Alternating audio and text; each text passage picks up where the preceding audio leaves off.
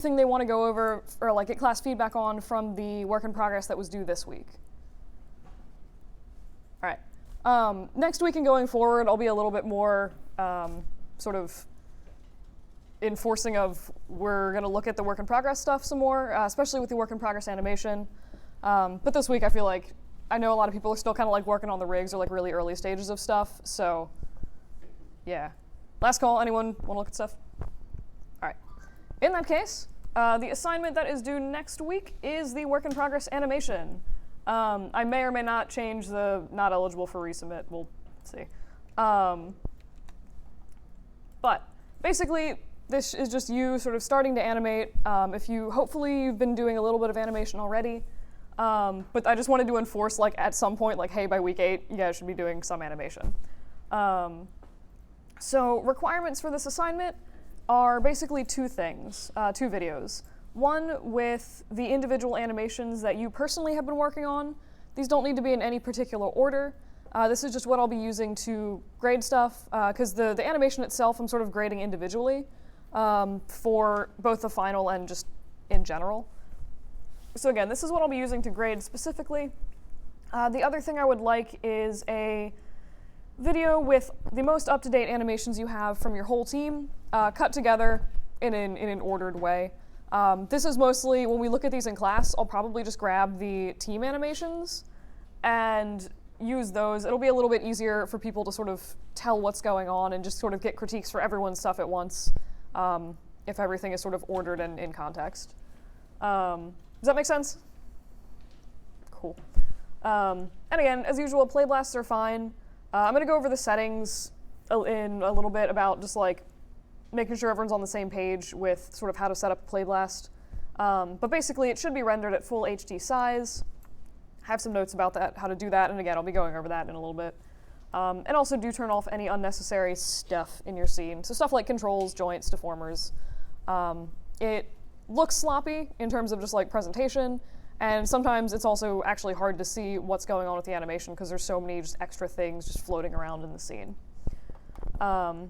So in terms of what I'm sort of expecting or hoping to get done, I would expect maybe 30 to 50% of your animation should be blocked in like a semi-reasonable state for this assignment.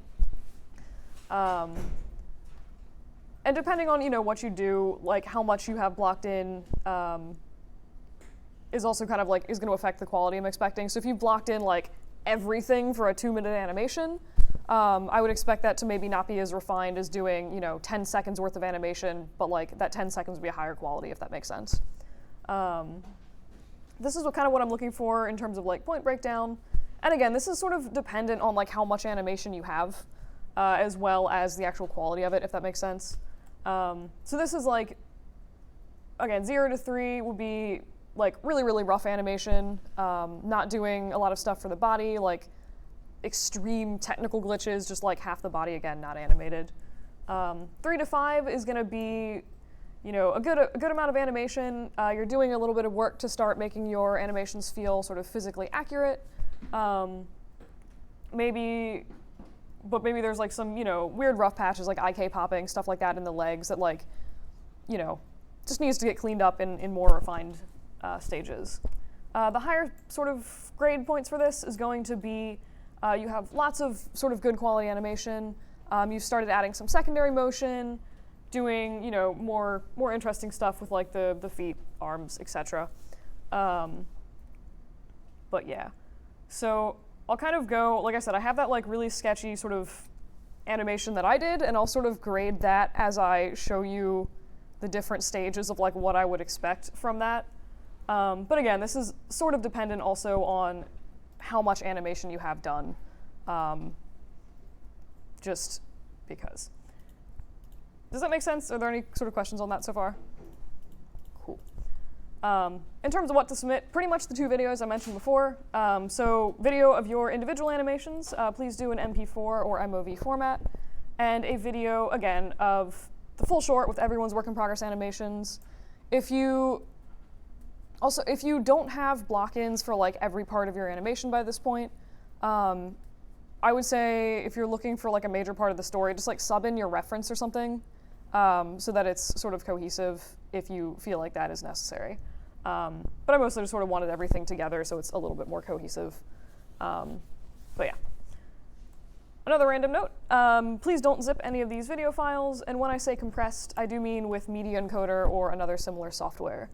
Especially, these are going to be longer animations, so I got a lot of like 5-second videos for the walking animation that seemed to be uncompressed play blasts that were like 400 megabytes. It took me a long time to download stuff, and my computer was unhappy about it. So please, especially for these longer clips, do make sure that you are compressing these. And you can also export, like I know Maya only exports AVIs for play blasts, which is super stupid. But as you're compressing them with Media Encoder, you can also swap the format to the MP4 or the MOVs. That's pretty much the work in progress animation. Does anybody have any questions about that? Or any other great stuff? Cool. A few people have been asking me about sort of rig resubmits. Technically, the deadline for resubmits was today, but like I know the servers have been down, and like y'all are still like picking around with the rigs a bit. So if you just sort of want to keep like trickling in resubmits throughout the week, I'll still just sort of like take those. That's fine. The other thing I just wanted to draw your attention to really quick is the standard formatting guidelines. I've sort of linked them on I think pretty much every assignment doc. But in case I never mention them explicitly, I just want to point out again that these are here. They just go over if you're ever unsure of like the formatting requirements for anything you're submitting, so like still images or renders, videos that are play blasts, anything like that. All of those formatting things are here with the appropriate sizes, formats, etc. And just different sort of random expectations for that. Same thing for like orthographics, etc. So those are there. They should be linked on all of the assignments. I've also added them specifically to the assignments tab on Learn. There's just like that's super tiny. There's just like again, a link that'll take you to the same place there as well. So to be aware of that, feel free if you guys are ever submitting things and like have questions about formatting, just let me know. But I think that's pretty much all the sort of generic assignment stuff with that. Any questions before we jump into looking at my really dodgy animation? Cool. So here is my extremely dodgy animation. Like I said, I did this very late at night in 20 minutes with no reference. Judge me as you may. So this, I'm going to sort of break it down into, first of all, let me just do this. Hello. So I'm going to break it down a little bit into sort of different parts or like stages. So I have a bunch of animation layers set up here. I haven't super gone over these in depth. They just, honestly, I never use them. I find I make things super messy when I do. But they work basically just like display layers or like a layer in Photoshop. So you can basically turn them on or off and put different sections of your animation in these layers. So if you're like testing something and you don't want to, destroy your other animation, just make a new layer for it. Again, I personally don't actually use them except for like demo stuff because I find I just make my scene really messy when I do, but they do exist and you set them up pretty much just like display layers, but again, mostly I'm just using these for demo purposes. So if we're looking at something in terms of like the grade itself for the work in progress animation, so I'm just sort of assuming that this is maybe like, I've done, maybe 20 or 30 seconds of animation like at this level. This would be what I would qualify as like one of the sort of like lower grades, maybe anywhere from like a 2 to a 4, depending on like the quantity of animation that was done with this level of animation. So there's literally nothing done to the upper body at all. The only thing I did is bend the arms down so they weren't T-pose. The legs are in a more finished state. There's a lot of sort of technical issues sort of going on with high K-popping. And there's been minimal work done to the root or the pelvis, where you can see it's just sort of like floating straight across the scene. It's not really doing any kind of like realistic motion, so it's really only blocking in footsteps in a very rough state. So again, this is like what I would qualify as like sort of one of the like lowerish grades for the animation. If you had, maybe 20-ish to 30-ish seconds of something like this. What would be a sort of step above that is to have Also, just like another sort of random note with animation layers really quick, you'll notice that like as I turn this on or off, it is actually affecting the animation of the character. It's basically adding extra brush strokes. If you're in Photoshop, it would be like brush strokes. In this, it's just extra keyframes. So this would be like a little bit slightly kind of better, where I've done a little bit more to try to make the hips, you know, at least swaying or like moving in a reasonable way with the feet. And you can kind of see that reflected in the upper body where that's still actually not moving at all. But you can see the sway has dramatically increased in the way this character's upper body is sort of flailing around. So ideally what I would like to see in the animations is something a little bit more refined like this. So if you did, I say more refined, than I look at this, I'm like, ugh. But, you know, something like this where you would be having, like the legs are done, there's a little bit of like I did something a little bit sassier with the feet. The upper body is sort of keyed so that it starts to have a reasonable sway. You can kind of see this character has like a little bit of sass when they walk, like the personality is coming through of the walk, even though it's technically abysmal and full of jerky little motions. And then again, there's something blocked in for pretty much everything except like the hands. Like the arms are doing a thing, the heads are doing a thing. So this is something that would qualify as like the higher range of sort of like my expectations for the animation. But yeah, I mean that's more or less how I'll be sort of looking at grading stuff. Does that make sense? Cool. All right, so since I have this here, I'm going to touch on one or two technical things in this that are just set up appallingly and sort of go over how I usually go about starting to refine an animation once I have something kind of in this state that I'm reasonably not appalled with.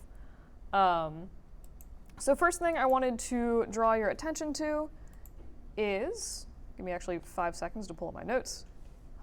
Okay. Before we actually start with that, one thing, and this is actually extra credit on your rig if you want to do this, but I have set up display layers here, so it's really, really easy to toggle my controls on and off. So again, for a play blast, like just turn those off. I can access my skeleton really easily if I need to do that, and I can also just really quickly turn off my skin and set it to reference mode so that there's never an issue of me accidentally selecting skins while I'm animating, which, I don't know, I do that a lot and it drives me nuts, so I always set these up now. But again, this is 1 point of extra credit on your rigs if you set these up. But yes, so that's pretty much that. Other just really silly tiny thing I wanted to draw your attention to on the rig itself is where have I put these? The extra attributes on the fingers. I think I did a video about how to set these up. Not a requirement for your rig.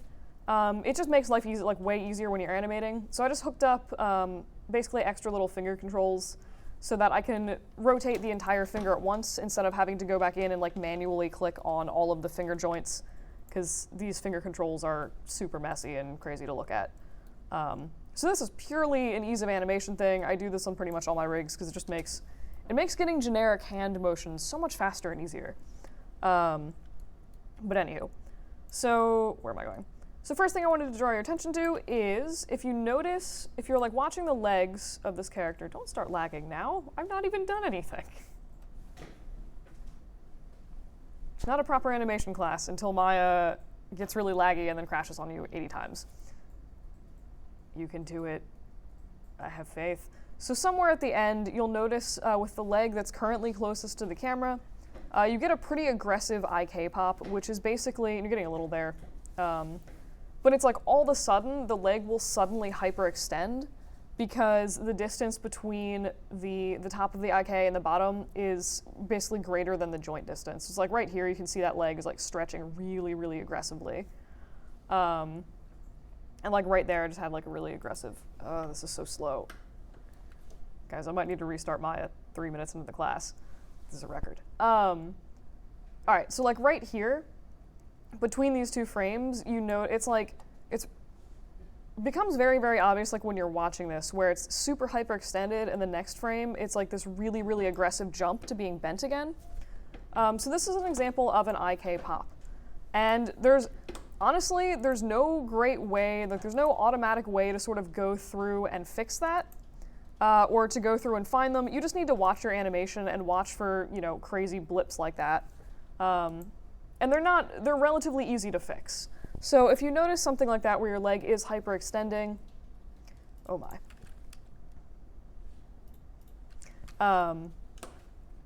All you need to do for that is basically take your root control and rotate it or bring it down. I'm going to close Maya and restart this really quick because this is terrible. But it really just is a matter of going through and, like, again, manually looking for them. I'll note them if I see them, you know, whenever we're doing animation stuff or animation critiques. Oy. And you just need to, I kind of call it like relieve the pressure on the leg, but basically there's no running at, really? Okay. Yeah, gotta love Maya. But basically you just need to decrease the distance between the core of the body and that IK handle so that the leg has enough slack to bend instead of popping really, really straight. And IK popping is pretty annoying, honestly. It looks really weird if you leave it in your animation, but it is kind of nice in the sense that it tells you if you're trying to stretch your body too far. So I mean, you can, if you're in the mood to be positive about it, you can look at it that way as like, hey, this is helping me get a sort of more natural motion to my body. So let me find, haha, it's not laggy anymore. All right, so like right around here is that really crazy pop. This is like really, really bad where it is super straight and then it pops down and then it goes back to really straight. Like that is definitely gross and you'd want to fix that. Again, easiest way to sort of remedy this is either translate the torso or the root down a little bit. That'll pretty much fix that popping, except for right here. And you might need to go through and like do this in a few different places. So you can translate the root down. You can play with the rotation of the, okay, that's maybe a little extreme. You can play with the rotation of the hips if you have enough sort of slack in that. The other thing you could do is be like, okay, maybe I need to just shift the whole torso back slightly. It's just moving forward a little bit too fast. Or you could look at, you know, going into the foot and saying, all right, I need to do something a little bit more extreme here and maybe like bend the tippy toes up a little bit and do that to sort of relieve that pressure. And in this case, I'm so used to having auto key on my computer turned on that it like didn't save any of those changes. But that is really what you need to do to kind of get rid of IK popping. It is just going through and like manually tweaking things until it stops stretching the leg. Does that make sense? Cool. Super aggressive version of IK popping would be just doing this with your character. This is like obviously really extreme and goofy, but this is the same thing as an IK pop where you can see like the legs hyperextend like the second they can't reach that IK handle and then they just get really, really straight and sort of lock in place. If IK pops are sort of more aggressive, this is what they become eventually. So that's IK popping. And of course I turn auto key on and then I do this, which was a questionable decision. All right. So that is sort of IK popping. Again, totally cool to have in your rough animation. Just like make sure that you're going through as you're refining things and sort of getting rid of any of that. Because it is something that like any animation student will recognize an IK pop, and any sort of layperson who's never studied animation will be like, what's happening with the leg there? Like it looks weird. But yeah. So, I think that's pretty much all of the sort of technical stuff I had. The other thing I wanted to sort of point out with this particular animation, and this is actually in regards to, like, I sort of threw these like really, really floppy arms together after looking at a lot of the first steps that I saw. So one thing that I saw really, really frequently, don't lag again, there we go, was extremely stiff arms. So it was basically just like, it would be, a lot of times it looks like one or two keyframes just sort of set in the shoulder, so the shoulder would just sort of move forward and move back, and the arm wouldn't move at all. Like the elbows and the hands would be totally stationary during this whole process. So I wanted to make really, really exaggerated floppy arms to sort of show you how I would usually set up sort of secondary motion in arms or legs, or if you have characters like hair, pretty much doing anything like this. And it's just a matter of, one, actually putting keyframes on the lower part of the arm, but also staggering the keyframes so things are happening at slightly different times. So if you notice, like, this is like a pretty gooey floppy arm. And the way I usually think about this, it sounds really strange, but if you've ever taken a ribbon and like waved it through the air, or like seen, you know, ribbon dancers or something, if you look at that ribbon, like the part, as they're moving their hand, the part of the ribbon by the hand is going to change direction first, and then that change is sort of propagated through the rest of the ribbon on a delay depending on, you know, how far away a given piece of the ribbon is from that hand. And it's a strange way to think about it, but it kind of, if you're going for like really, really floppy arms or something like that, is a little bit of the same thing. So if you think of the arm as this ribbon, and the sort of core of the body, or like the chest, being the hand holding this ribbon, as you move your chest, like obviously that's going to move the shoulder, and then as the shoulder is sort of rotating and flopping around, the rest of the arm, or the parts of the quote-unquote ribbon that are further away from this core, are going to move later than the shoulder would. So practically, if you're actually looking at like where I've put keyframes on this character, I'll go to the animation layer with the keyframes in it. Aha. I love lag, it's so good. Okay. So we go over here and we're sort of scrubbing through this animation. For the shoulder, let's see here. So you'll notice that the beginning is kind of weird, but we have a keyframe on frame 19 where the shoulder is pretty much rotated as far back as it's going to go, and then it starts going forward until about frame 40 where it hits the sort of frontmost part of its rotation, and then it starts going backwards again. So again, frame 19, the shoulder is as far back as it's going to be. If we click on the elbow, you'll notice there's actually no keyframe on frame 19, but there is a keyframe on frame 21. So 2 frames after the shoulder hits its backmost rotation is when I've set the elbow to hit its backmost rotation. And then same thing if we look at the wrist again, no frame on 19 or 21. This one is set on frame 23 where that's sort of rotated as far back as that goes. So basically what's happening, if you're sort of breaking this down, is the elbow is sort of like flopping with the shoulder, and as the shoulder starts moving forward, it takes another second or two for that arm to sort of like snap back into place, or the elbow to snap back into place before it starts sort of following that arm forward again. And then same thing with the wrist. So that's, if you're ever looking to make your animations feel a little bit less stiff and more natural, or you're going for floppy arms, stagger your keyframes. It's going to go a really, really long way to help achieve that effect. I've done the same thing on the sort of moving forward. Excuse me. So frame 40 again, it's as forward as the shoulders as forward as it's going to go. It starts moving backwards. If we look at the elbow, this is actually, I've keyed this on frame 46, and frame 46 is sort of when that starts swinging backwards again. And then same thing actually with the wrist is also apparently keyed on frame 46. So again, just like watch out for that kind of stuff as you're doing your animations. If you're thinking ahead, you can sort of set this up when you're initially doing things. The other option you have is to sort of key, so like, you know, on frame 19, you would key the shoulder and the elbow and the wrist, and then later you would just sort of shift those frames slightly in post, or not in post, but just sort of, you know, as you're refining the animation, you can literally just shift the frames. I find that to be kind of counterintuitive, and I always end up moving things accidentally, which is why I usually just do it up front, but again, whatever a lot of doing animating is your personal preference and workflow. So that's sort of floppy arms. Does that make sense? Like, does anyone have any questions about that? All right. The other thing I just want to touch on is sort of secondary motion.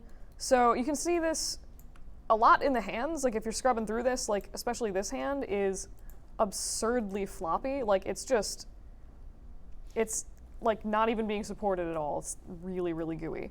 And I've done something similar in the toes. So again, if you're ever looking to make something look a little bit more dynamic, you can sort of look at areas like if you have hair on your character, I know some people do, or if you have like floppy toes or hands, something like that. You can add in like really, really subtle areas of sort of secondary motion into this character. So if you're looking at the foot in particular, like this last step the foot close to the camera takes, you'll notice that the toes sort of trail behind the rest of the foot. I've exaggerated this deliberately because stylistically I think it's funny, but it's also kind of to make a point. So you'll notice like as the foot moves up, the toes are sort of bent down as if they're encountering, air resistance as they're sort of following along this main part of the foot or the heel. And then as we go to put the foot down, the toes sort of are like carried by that momentum, and then they are sort of like dragged at a slight angle downwards, if that makes sense, before planting when the main foot comes down, and then the toes hit like the frame after that. So just adding that like little goofy extra bit of secondary motion can make stuff look a lot more fluid, and it takes like 10 seconds to do. So again, really good. If you have this particular foot set up, you could do that with the toes if you like. It's also really good for stuff like hair and other things in general. Also kind of makes sense for the head. If you've ever seen cartoons where a character is like running in place and then all of a sudden they sort of like take off, their hips and their legs usually move first and then like the rest of their body trails behind it. Extremely exaggerated for the purposes of cartoons, but the same premise kind of makes sense if you're thinking about a body. If you think of something like a car accident or like if you're on a roller coaster, your head usually ends up like moving after your torso and is sort of like dragged around by the main mass of your torso. So just think about that again, is like the farther out you move from the core of the body, so like pelvis, chest, that kind of thing, usually there's a slight delay in the motion as you're doing things. That I think is pretty much all of the sort of like weird animation principle-y stuff I have. Are there any questions on any of that stuff? All right. So in terms of actually tweaking animation, I did want to show you one or two things with the graph editor. So if you go into Windows, Animation Editors, and Graph Editor, oh my god, I actually called it the Graph Editor today. I normally call it Hypershade. It is Graph Editor. But this is the Graph Editor. And anecdotal story, I don't think I ever used this in college. I just brute forced all my animations. And then I used the graph editor afterwards, and I was like, my god, I would have saved myself hours of time if I used the graph editor. It's weird to get used to, but it's totally worth it. So I would end up going through and being like, like this part of my animation like isn't moving how I wanted. I didn't know about sort of how Maya like interpolated animation by default, and I would just sort of set a crap ton of keyframes on like every single frame to force things into the position I want, which ended up making really, really jittery animation that was extremely hard to modify later, because if I wanted to change the position of something, I would have to ripple that change through like 30 keyframes that I manually set like a crazy person. So I highly recommend the graph editor. Basically what this is a visual representation of how your controller or object or whatever you have selected is moving through space and time. So the horizontal sort of x-axis in this is going to be the frame range. So again, if you're up here, like frame 0 all the way through frame 80 at the end. This is like weird sort of minor thing. So this area that is highlighted is the area that is displayed in your time slider. Anything else is just sort of like not currently displayed in the time slider. So it's just like a graphical sort of, hey, here's where you're looking at the animation right now. That's all that is. And then it's lagging again. I would love, yeah, okay. I would love computers that actually have like nice working Maya. I went to teach CGI 1 once for the first class, and the computer here literally didn't have Maya on it at all. So I had to just dictate how to use Maya to my students and draw on the whiteboard what the icons looked like. It was very strange. I realized I have a terrifying grasp of where menus are without looking at the menus in Maya. That was fun. That was my second term teaching. Anyway, but yes, so horizontal axis is the keyframe or frame range you're working on, and the y-axis is pretty much just whatever values are entered into those particular attributes that you are looking at. If you think that this is a mess to look at, you wouldn't be wrong. You can go through, the lag. You can go through and click on individual attributes, which I've done 5 seconds ago. We'll see how long it takes to process that. And it should only show you that attribute. So it just makes it a little bit, there we go. Makes it a little bit easier to figure out sort of what you're working on. You can isolate certain things and kind of like work through individual changes at once. That's pretty much how you sort of look at the graph editor. Does that make sense? Cool. So the first thing I usually do when I'm going through and actually fixing animation is I go through and I look at, okay, where are some what I call like extra keyframes in here that I don't need.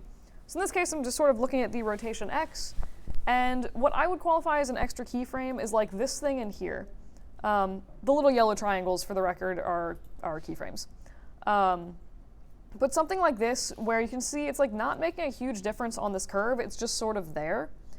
I usually go through, and the first thing I do is just shamelessly delete most of them. So like got rid of that, barely did anything to the curve. Grab this one here, get rid of that, barely does anything to the curve. So obviously as you're doing this, it is a good thing, like this is changing how your animation is moving.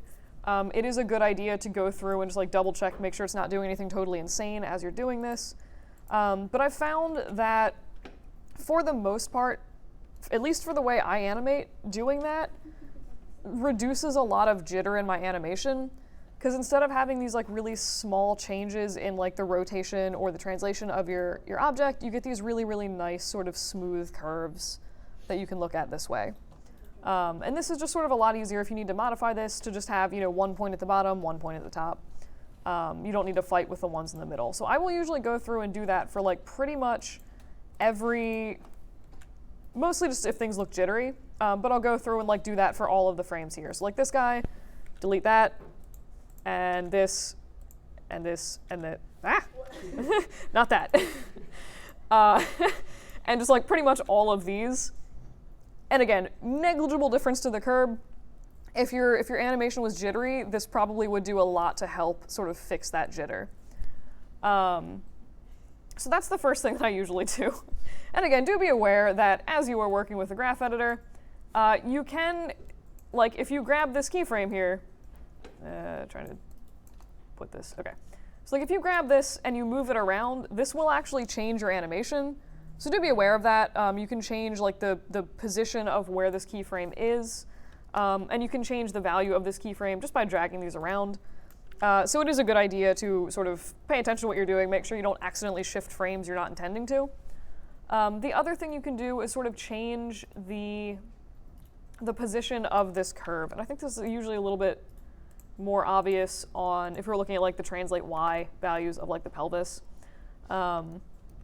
So you can go through, and if you're not happy with the way one keyframe is sort of transitioning or blending to another keyframe, you can use these little handles to modify these values. And you can do some very dramatic things to it in this case. So I've not actually changed the keyframes themselves, but I've changed how Maya is sort of going between those keyframes. So instead of having something normally like a normal walk, this character is now doing some kind of very insane broken hopping motion. So you do have a lot of control with the graph editor of like how your frames blend together. Again, just to be aware that like by changing these values, you do affect your animation, which sometimes is exactly what you want. You just want to make sure that whatever you change is actually doing what you expect. Go through and just delete that. But that's usually how I sort of go through and like animate stuff or like sort of start correcting things with the graph editor, is just deleting extra frames. Apart from sort of reducing potential jitter in your animation, it also just makes things physically easier to sort of work with and select. So like I could probably get rid of, for example, this keyframe and just sort of mess with the handles of these two frames to sort of recreate that same curve.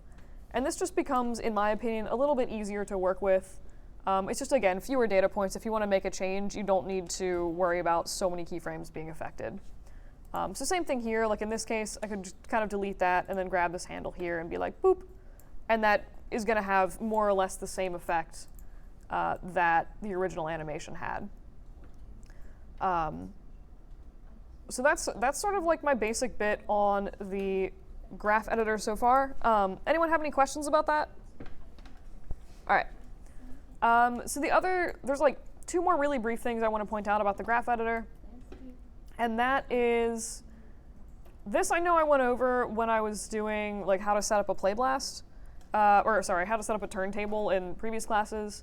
But there's these different sort of ways you can look at tangents and have them interpolate up here. And so basically, like right now we have these nice smooth curves between all of our points. If we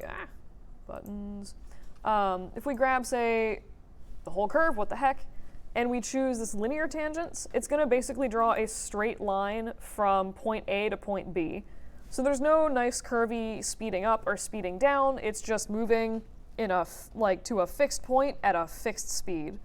And this is it's really good if you don't want to have like seams in a rotation. You're just spinning an object 360, something like that. This is great for that. It's also not bad if you're having like a ball striking the ground really fast. So you have your ball like arcing up through the air, coming down, hitting the ground, and then immediately moving upwards. In this case, for like natural human animation, I usually don't use that very much. It's a little jarring and off-putting. Makes it very obvious where your frames are. There's also a bunch of other sort of options up here that you can kind of play with. There's these like auto tangents. Usually I just sort of leave things with the default and just twiddle with the handles manually if I care. But those options are there and kind of worth playing with if you're having issues maybe finding options that you like. The other thing that I want to point out is, so right now, and for the record, these little handles and curves they're pretty much just like Bezier curves like you'd find in Photoshop or Illustrator. They work exactly the same way. So one thing you might notice right now is like as I'm bending these handles, it's moving both sides of it's moving both handles at once, which might not always be preferable. If you want to fix that or change the way that's working, right-click on the point that you want to mess with and do break tangents. What this is going to do, it'll change the display of this slightly so it's a dashed line instead of a solid line, but it allows you to move these separately if you ever do need to modify them individually for whatever reason. And if you ever want to attach them back together, again, just right-click on this, and I'll make this look really obnoxious. So just right-click on this and do Unify Tangents. It'll lock those together again. And it'll keep whatever sort of curvature you've added onto this. So now, instead of being a straight line, we have this like weird V shape that I've sort of created that we can now, again, move as a single unit.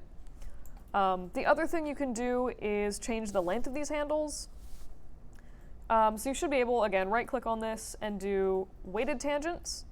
And this allows you to drag sort of the size of this tangent if you need a little bit more control over your curve that way. And you can combine that, again, with break tangents so that you can modify these individually if necessary.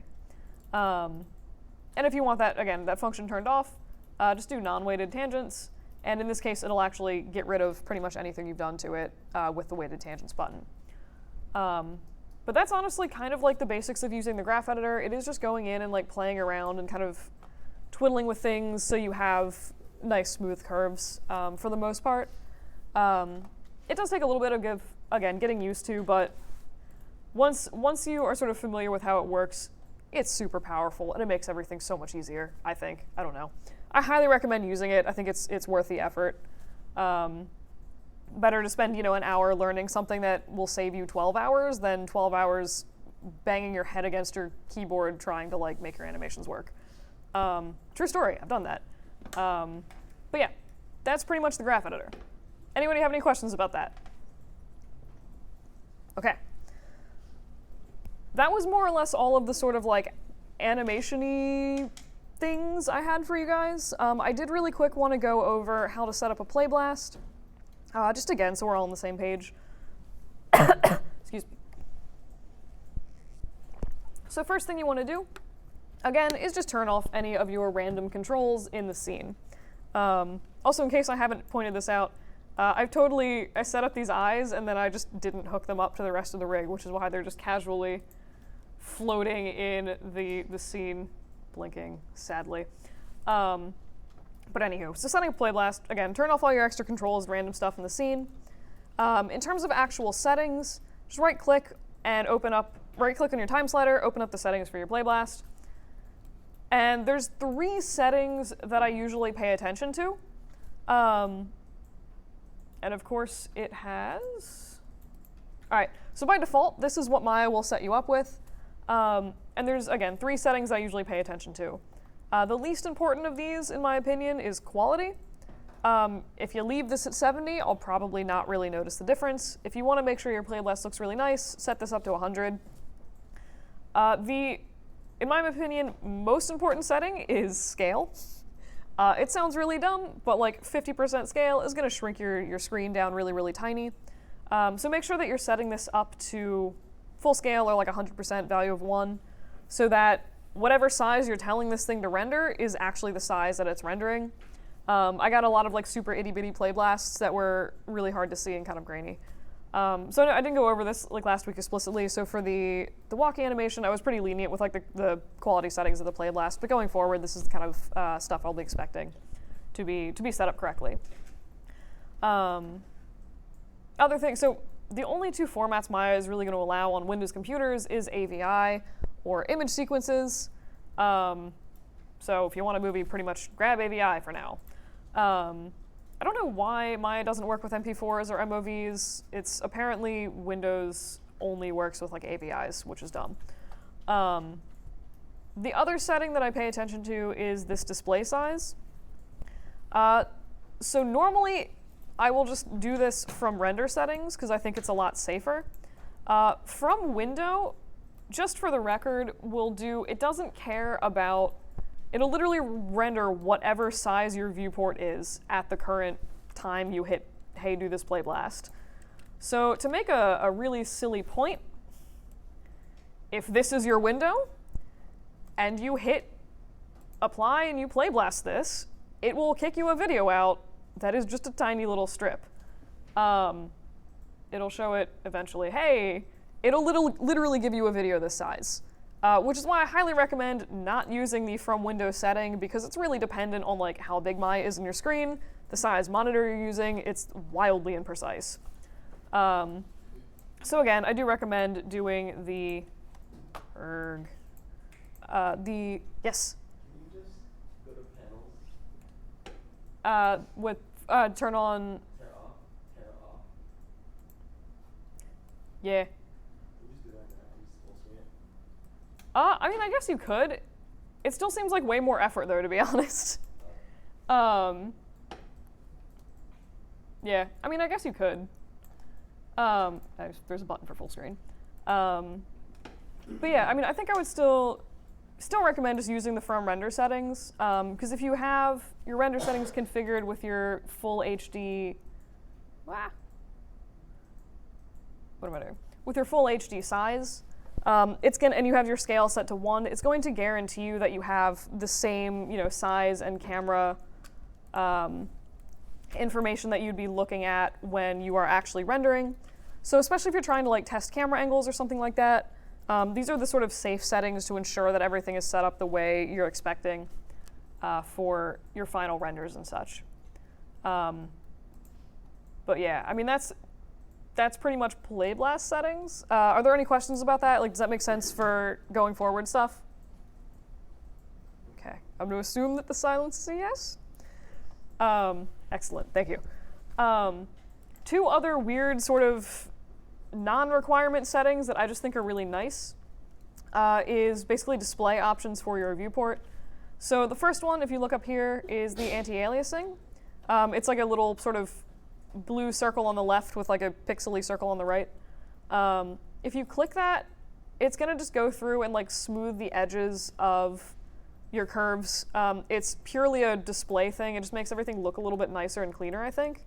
So you'll notice, like, if you can even see this on the projector, this is like kind of pixely in here, like a little pixely in here. Turning on anti-aliasing is going to smooth a lot of that out and just make everything look a little bit cleaner. So I usually turn that on. I actually think it helps me when I'm just looking at curves in general, so I usually just leave that on. And the other thing that I wanted to point out is the screen space ambient occlusion. 2 buttons to the left of the anti-aliasing. So if you click on that, you'll notice it's adding some like crappy shadows to the character.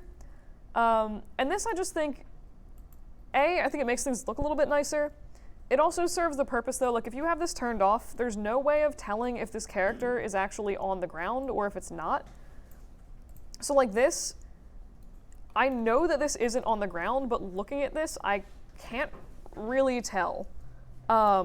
So by turning this ambient occlusion on, it allows you to sort of see, like as this thing comes back down, it'll give you like fake contact shadows with the ground, which can just help make things a little bit clearer if you're animating, and just make things like more visually apparent where things are in the scene. Honestly, I just think it looks nice, so I usually just leave it turned on.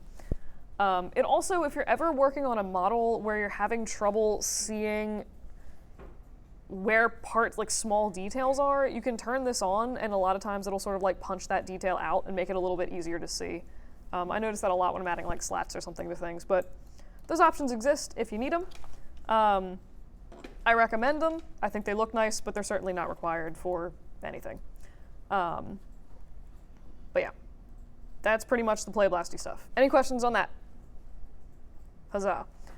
All right, so there was like 2 more things that I wanted to really, really briefly go over. One of them, so I know people asked about this. I realized I put this for some reason in the rigging doc, or in the robot doc, which was weird. But now that it's time to come sort of start animating, I wanted to go over my sort of recommended like project folder setup for scenes. So I do have this doc. I've sort of moved this out of the robot doc. I've added links to it to the syllabus page thing. Scroll down to the bottom, this like suggestions for working in a team. Same doc I'm looking at right now. So that is there if you want to reference it. But what I'd recommend doing is sort of setting up your project folder maybe similarly to this, but get together with your team and just sort of figure out how you want to organize stuff.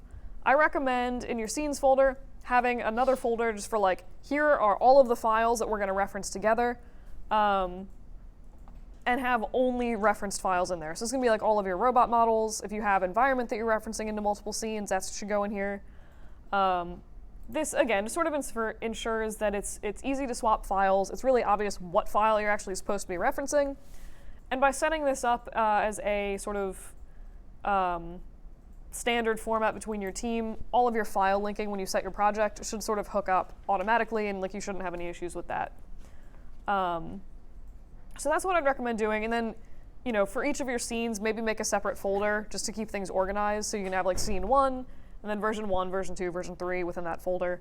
Again, that's pretty much personal preference, how you organize the rest of that. I just sort of recommend doing the sort of reference file thing. I think it'll make your life easier. And I would recommend doing a similar thing for your source images. So you guys are going to have robot models and also textures. You're going to be trading back and forth between your teammates. I'd recommend just keeping them in an organized folder system somehow. In source images, you know, have a folder for all of robot 1 textures, all of robot 2 textures, and then like the different environment stuff. It just makes things a little bit, easier to find, because if you accumulate a lot of texture files, it can get really annoying. But it also just makes everything, again, standard layout and all that good stuff is going to help with sort of Maya linking your textures and all that stuff automatically. So if you actually want to use the setup, you can use something different. It really just depends, again, on what you guys prefer as a team. This is just what I recommend. I find it to be a sort of clear, concise, organized setup. So I figured I'd throw that up there if you guys were curious about that. Does that make sense? Like, does anyone have questions about like how the best way to sort of like trade files back and forth between teammates or anything like that? Okay. But yeah, basically just like reference everything. Not everything, but like reference, you know, have one file that you can update. If someone makes a modification to the rig, have files you can update just really easily, just swap them out. It's gonna make everything easier. The other thing that I would recommend doing, and this is more just like a personal preference, you don't need to set this up, is, or set it up a million times, is before you start animating, maybe take all of the files that you need to reference. So like grab all of the robots and like all of the landscapes and just reference them all into a single Maya file. so everything is there. If you don't need a Maya or a character for a particular scene, just hide the character and don't use it.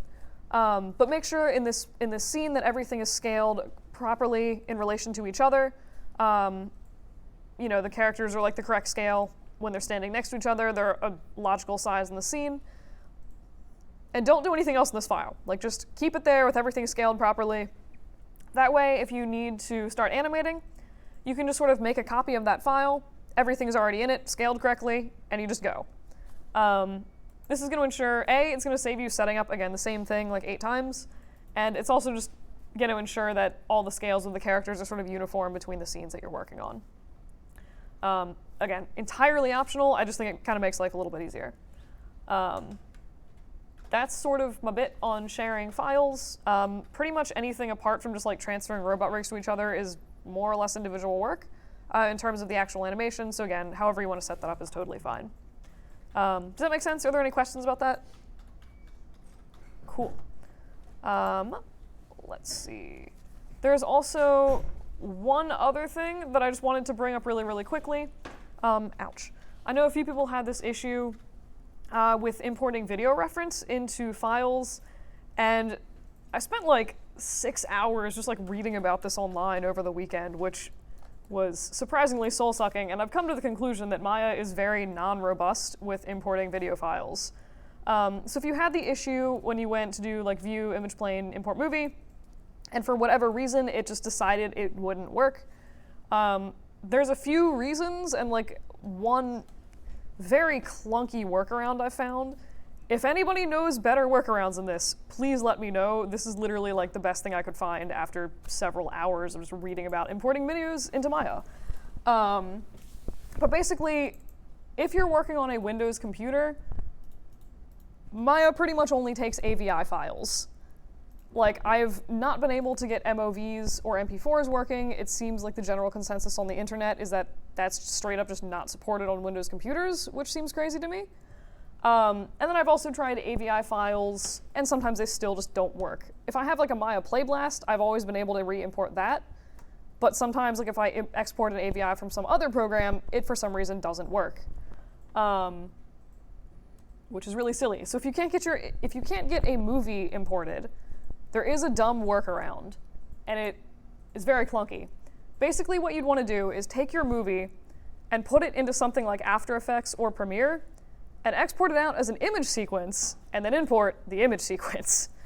So to do this, you would just go and do import image instead of import movie, and find some image on your computer. It occurs to me I should probably have an image on my computer.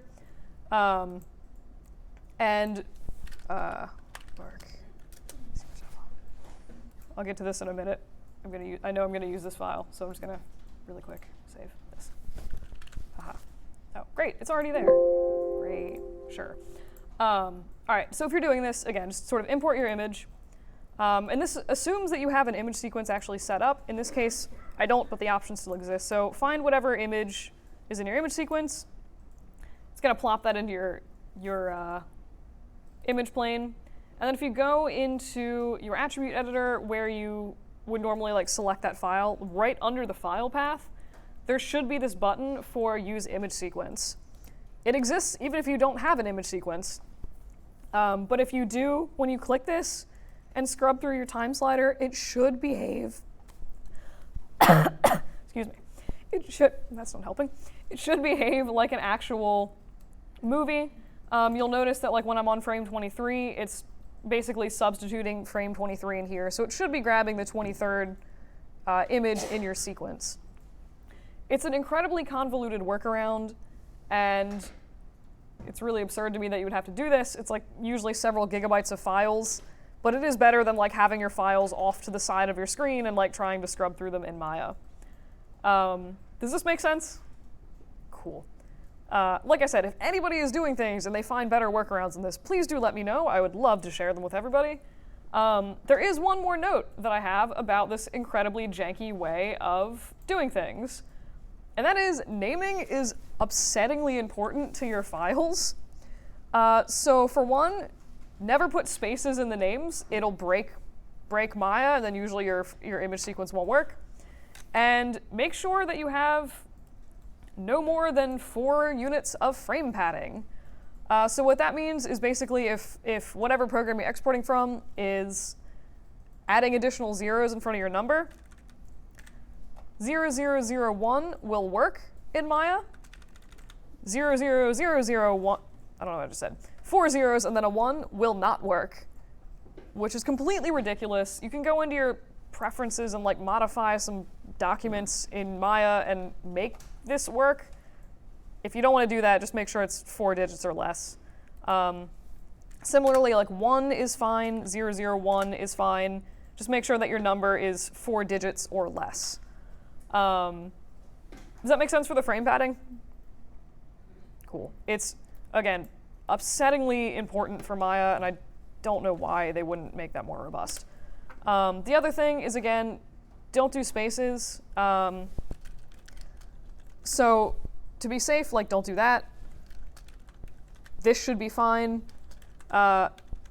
Also, it seems like if you separate the whatever your file name is and the number with a period, that is also fine.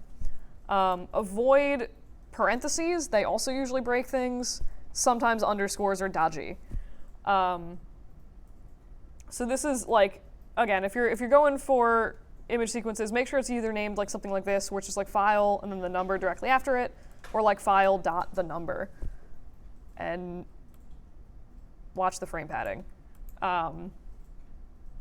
Yeah, Maya's. When I was like actually reading about this, I'm like, why is this so complicated? Like, it should not be. This is industry standard program, and why are you jumping through all these hoops? But yeah, that's my silly hack for videos. I'll probably write this down somewhere in case you guys need that for the future. But do just be aware of that really janky workaround does exist. Any questions on that or any other things before we jump into crappy ZBrush trees? All right, crappy ZBrush tree time. So if you guys have ever worked with polypaint and paint effects before, it's basically just like a review on that. If you haven't, it's delightful and amazing and great. So to start, just go to Windows, General Editors, and Content Browser. It should pull up this window, which at some point should load some content. The lag. E. All right. So this is the content browser in Maya. It's full of random things that you can import and sort of look at, see how they work. There's different, models of like fish and cats and stuff that you can look at. In this case, there's like different shaders, which are actually really cool to play with. In this case, we're going to be looking at paint effects. So if you just pull down this tab, there should be a bunch of random stuff in here that you can sort of click on. In this case, I'll do some feathers. And if you grab just pretty much click on any of these things, and to actually put them in your scene, you just sort of click and drag, and wherever, it's so laggy. Wherever you drag, you can sort of, maybe kind of see it's populating very tiny feathers into the scene along this curve that I've drawn. I might need to restart Maya again for this, because this is, but yeah, I mean, you can see there's like some feathers here, but there's a bunch of different options for everything. Again, these are also really just fun to play with and see what Maya comes up with. There's different options for flowers, like some dahlias and clovers, and a bunch of different things that you can sort of procedurally doodle onto your Maya scene. In this case, I promised you some trees. So there is a trees tab here. And this is, so any of these polypaint things are usually good as sort of things you can start using as a basis for other animations. In this case, like, I'm just going to grab this birch blowing tree and just sort of, again, just like click and drag this into my scene. You can see it's very slowly sort of growing trees as I doodle throughout my scene. This is going incredibly slowly. Oh God. Guys, I think I broke Maya with 3 trees. I'm gonna kill this and restart this again, because this is like not... My laptop does better than this, dang it. Actually, one day I wonder if I could hook my laptop up to this, because that would honestly work better than these computers, which is sad. But basically, paint effects, any of these trees, again, is pretty much just like click and drag them wherever you want them. To get to them, Windows, General Editors, Content Browser. And I'm actually just going to use the cherry tree because I've been using that for demos, and I know it kind of does what I want. Excuse me. All right, so we got a cherry tree, and again, sort of click and drag. These populate much faster. You can see that we now have, it is spawning random trees in our scene. The fun thing about some of these is that they actually have animations on them. So like if we scrub through your time slider, you'll notice that like these trees are swaying gently in a fake breeze Maya's generating. Which is kind of cool. I used Paint Effects Fire at one point in my animation. I didn't realize that these animations were a thing, and when I was rendering it, I'm like, oh my god, the fire is moving. What's happening? I don't know how I didn't notice that before render time, but that is pretty much spawning trees or anything else. They do have carrots. If you ever need carrots, you can just draw carrots in your scene. And one of my personal favorites, somewhere they have a lettuce option, which looks completely insane. Oh yes, it is. It's just a very bad icon. This is lettuce, according to Maya. Very fun to populate. But that's Paint Effects. Again, really, really fun to just doodle random stuff in your scene and like see what crazy nonsense it comes up with. One thing I do want to note about Paint Effects really quick, just before we go super far into this, is by default, it usually does not render in like Arnold or Redshift. So if we go ahead and try to render this, you'll notice nothing actually shows up. And I do just have like a crappy little physical sky in there because I like physical skies. That's just, for some reason these aren't generally designed to work with Arnold, so a lot of times what you'll need to do is,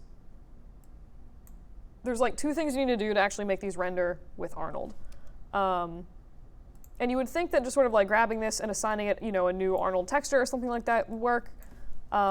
Oftentimes it doesn't really let you do that. You have to convert this to polygons. I'll go over that shortly, but it's like a weird sort of thing. These are generally designed to render specifically in Maya software, which, just to be clear, you should not be rendering your animation in Maya software. But it is designed to render the sort of poly paint stuff. So if we go into Maya software and we do a render of this, you'll notice that we now actually have, for one, these render, and their textures are sort of designed to work with Maya software. So this is apparently what Maya software thinks that lettuce should look like. I find this questionable, but I'm not gonna lie, this looks way better than whatever the heck this is.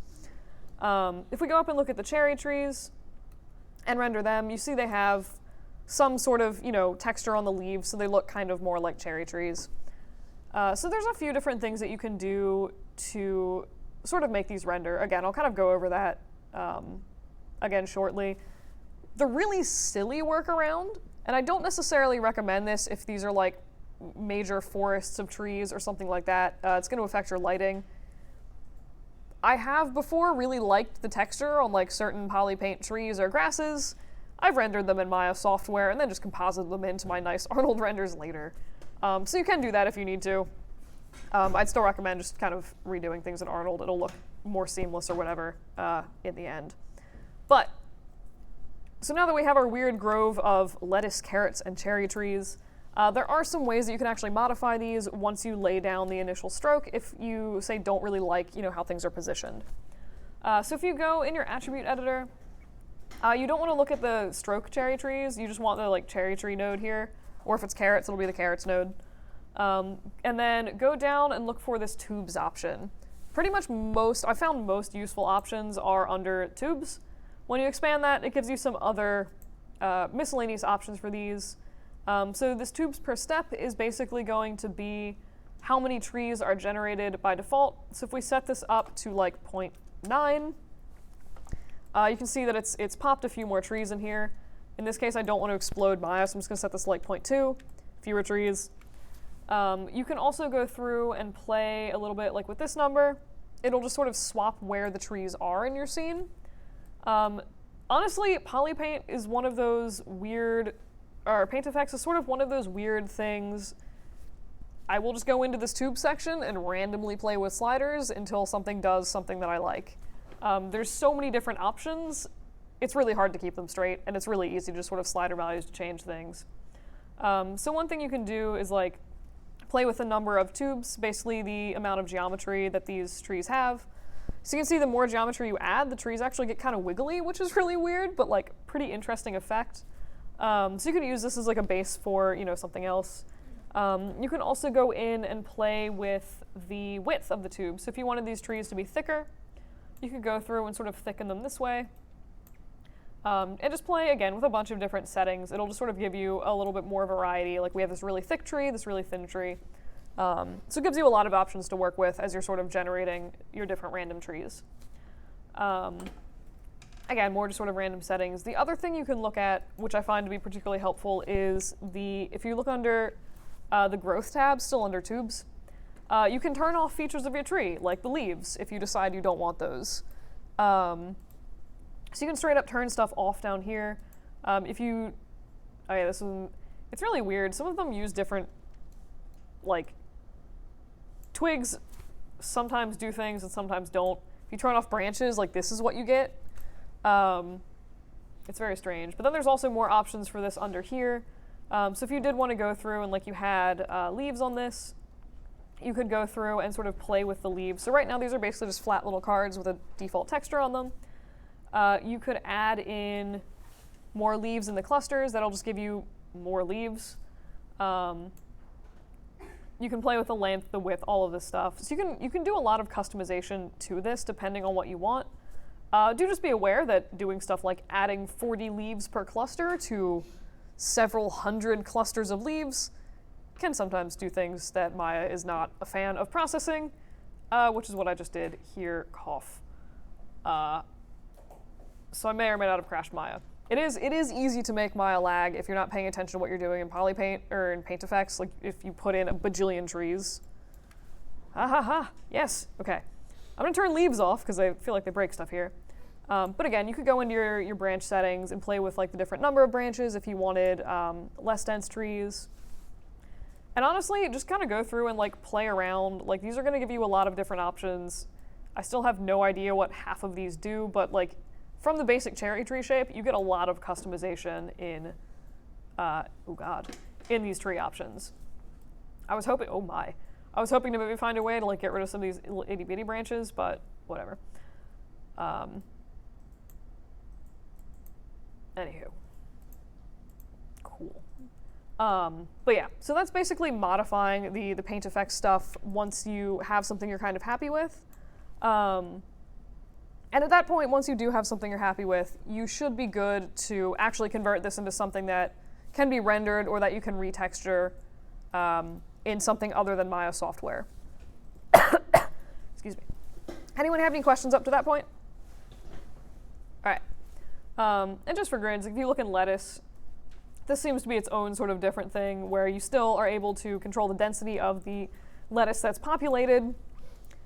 Not something you ever expect to say in front of a group of people. But in this case, it's not really using like branches or twigs or flowers. By default, yeah. The flowers and buds, I just want to see if I can make these work because they're insane. I think cherry trees are the only option that I've seen that make normal-sized flowers. If you do render these, they don't look too bad, honestly. Like, these are some of the best polypaint flowers I've seen.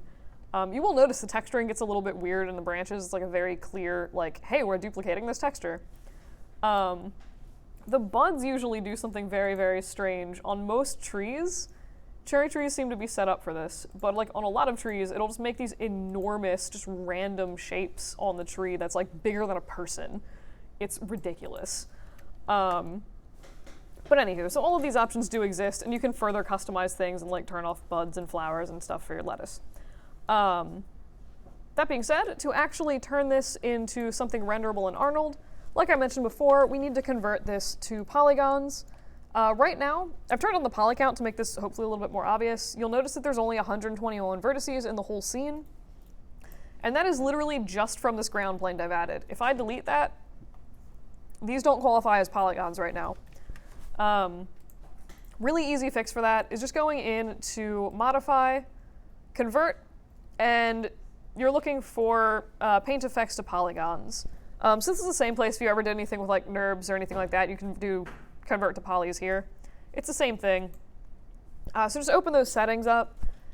If you want to try to preserve the color, you could select one of these. I find it usually doesn't do what I want, so I usually just kind of ignore it. I usually check quad output because I really just don't like tries. And the hide stroke option is turned on by default. Basically what this is going to do, it's going to leave your original poly paint trees in the scene. It's just going to hide them in the outliner. Possibly the most important setting in this is the poly limit. So this is basically, at what point do you want to stop basically rendering these trees to polygons so you don't blow up your computer? If you hover over this, it will tell you that entering a value of 0 means no limit on the poly count. It'll just convert the whole thing. So for the sake of argument, I'm going to set this to something like 4,000 and go ahead with my trees selected and hit apply. You'll notice that it cropped out a lot of my trees. So if I select this, it only has this 400 or 4,000 whatever polygons, and it's completely gotten rid of those other 2 trees.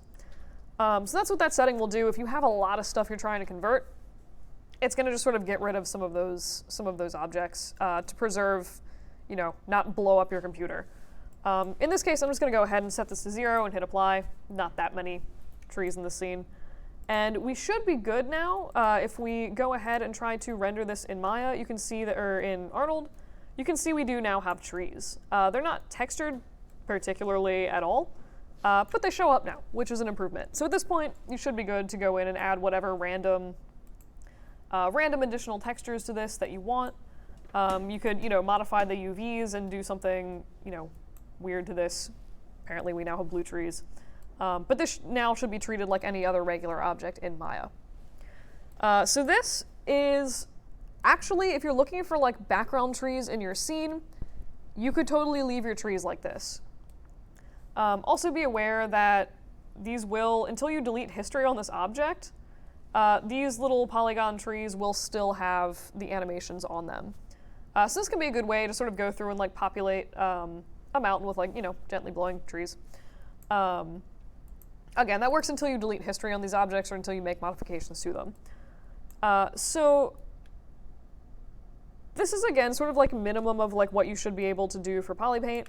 I'm sorry, if I say polypaint, I mean paint effects trees. I don't know why I keep calling it polypaint. But if we actually go in and look at these meshes, they are a little bit broken. So if you're looking at these super up close, this isn't necessarily an ideal system to use. So pretty much any of the bottom areas of this are completely open. If the tops of these trees weren't points, or if they were thicker, those would also not be capped off. And if we go ahead and just do a mesh separate on this, you'll notice this is made up of basically just a bunch of different random types. It's a bunch of individual little tubes just sort of clipping through each other, basically. Which, again, for background of things is not terrible at all. It's frankly an unnecessary amount of work to convert this into something that's a super, super fancy mesh if it's just going to be a background tree. If you do need trees in your foreground, or for whatever reason you're going to be zooming up into your tree, smoothing your trees, I would recommend doing a little bit of extra post-processing to make these look nicer. Part of the reason is, particularly if you're smoothing it, you get some weird artifacting every once in a while where, here, this is a really, really bad seam. You can really pretty clearly see parts of the trees clipping through the other ones. This is really, really messy in here. So you can do this manually, which would take you forever. There's also ways that you can do this sort of procedurally in ZBrush. So that's what I'm going to show you really quick. So I'm just going to grab sort of an arbitrary chunk of this tree without a lot of the extra little branches on it, and just go ahead and export that as a regular OBJ. Tree. And again, this is totally going to get rid of like pretty much most of the animations on this tree. Apparently, even after doing a mesh separate on it, it still has those animations, which is actually pretty nice. That being said, once you export it, no animations. So once you have that tree exported, what you can do is kind of go through and just go into ZBrush, import it like you did last week. So just go to the import menu, figure out where you put the tree.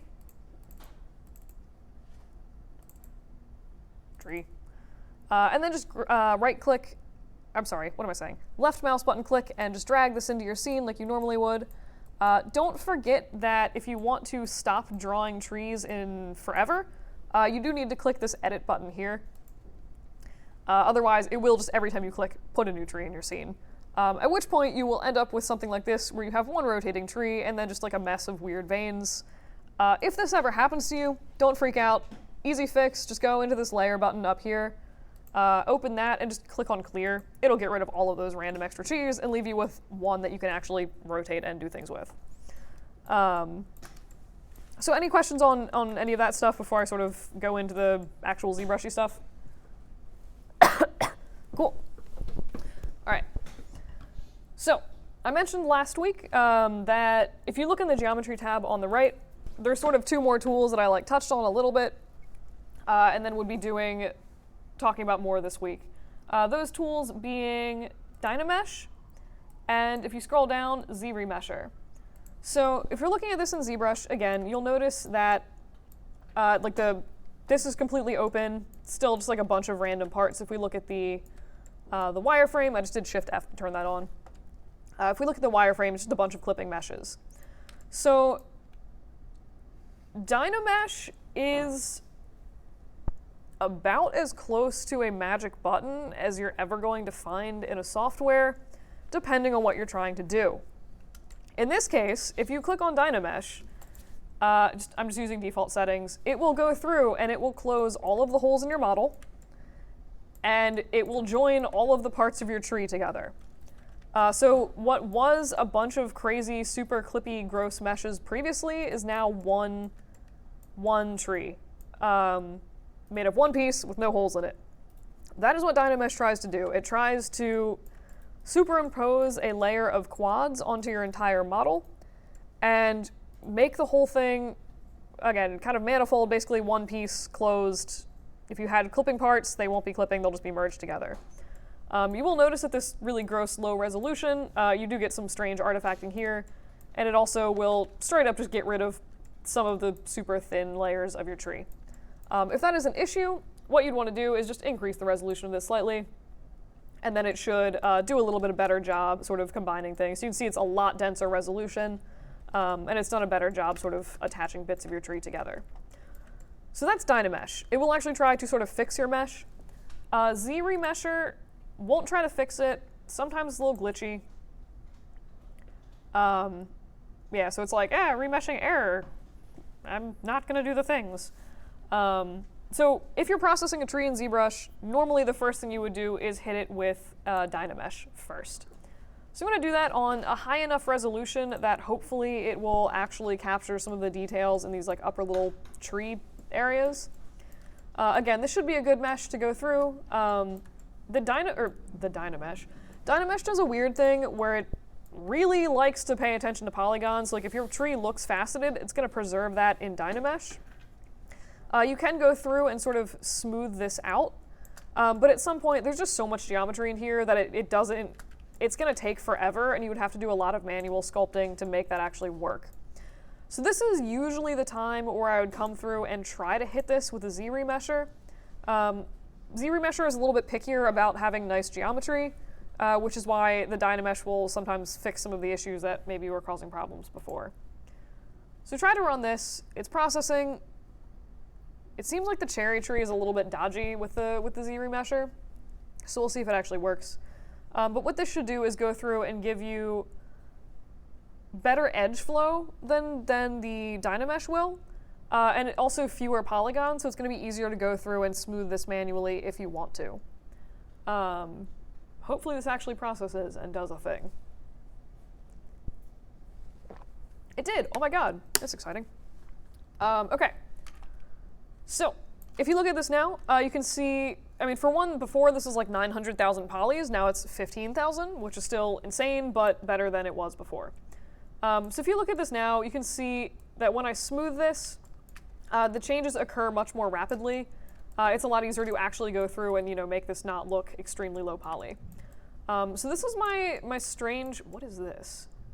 This is my strange sort of workflow for making slightly nicer looking trees. You know, if you had to have a character like sitting on a tree or something like that, it might not be a bad idea to even just take like a branch of a tree and make a slightly nicer looking branch that you can dump your character on so it doesn't look super gross and low poly. You could also obviously go through if you wanted to and add in additional details. Maybe add in, you know, some roots or like a little knot in the tree, just to give your trees extra flavor. If you were trying to make like a wise old tree, you could put a face in this. So my my roommate does stand up, and he came up with a joke the other day that was like, in movies they always talk about the wise old trees. They never talk about the young stupid ones. He delivers that better, but I just thought that was funny. Anywho. But yeah, so at this point, again, you have pretty much a functional mesh. It does look like there's maybe one or two sort of weird errors in this, but I can just sort of later problems with that, honestly. You could also try doing another Z-remesh on this, maybe running a little bit lower poly and seeing if it kind of fixes some of those weird errors. But this is like, Paint Effects can give you a really nice base to start with for a tree, and then you can go in and sort of sculpt it further in ZBrush to get something even more custom if you want to. So that's basically the weird bit on ZBrush trees. If you wanted to texture this with some kind of texture map, you would at some point need to probably bring this back into Maya, do UVs on it, and then do your nice sculpting. Otherwise, your UVs are probably going to be really terrifying and like all overlapping, and whatever maps you export from ZBrush aren't really going to work. But again, that's pretty much just UVing, so at some point just export this into Maya before you start doing your sculpts for texturing. UV it, throw it back in ZBrush, and go. Assuming that you have already done that, and this is like a nicely UV'd tree, which it's not, but assuming that it is, what you would want to do to add your actual sculpts to it, or if you were trying to like 3D print this, I don't know. Still in your geometry tab, just hit divide a few times. If you're looking at the number of active points or like polygons in this, every time you click this, it's pretty much going to quadruple. That's a word. So again, we have like 3.8 million polys here. If you look at this, it's super, super dense. And I wanted to show you, I mentioned last week that alphas exist within ZBrush. It's basically just like little stamps you can put on your tree. Ooh. And I told you that you could import custom alphas if you wanted to. So the way that you do that is, for one, find custom alphas. I searched for them before, but you can just do like, they have a bunch of them, so you could do like stone or rocks or whatever. But basically you're looking for some kind of image that kind of looks like this. That's really cool. They have a snake one. So this is a ZBrush alpha. Pretty much you're looking for like a black and white bump map or height map. Save this to your computer. You should be good to put it in ZBrush. So I have some that are stashed already on the computer, so I'll just show you how to import those. If you just click on the alpha like you normally would, there's this little import button down here. Click it. And then go through and figure out where you have put your images. So in this case, I have a bark image that I saved. It's not, this is the sketchy bark image. So like I said, there's a lot of these for rocks. There's better bark images. But you should be good to actually just sort of go and stamp these on your tree at this point and make a pretty nice looking, you know, bark texture. And this is not even a high resolution, this is a very low resolution, just random image. But this is a really, really quick and sort of dirty, easy way to go through and be like, this is a kind of respectable looking tree at this point. I don't know. And you can also do this with anything. Again, there's like scrolls. If you are trying to texture something with like a chainmail texture, you can do that as well.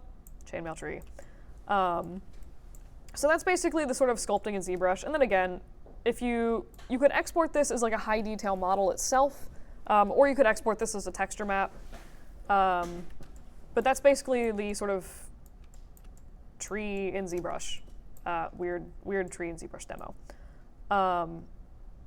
There is one weird thing that I just want to mention really quick. I'm going to turn off my alpha, and see if I can recreate the issue. Every once in a while, if you're working on like a thin piece of geometry like this branch, like when you're drawing over here, it's going to modify the back side of the branch, which really is super annoying, like 99% of the time when it's doing that. Like, you don't want that.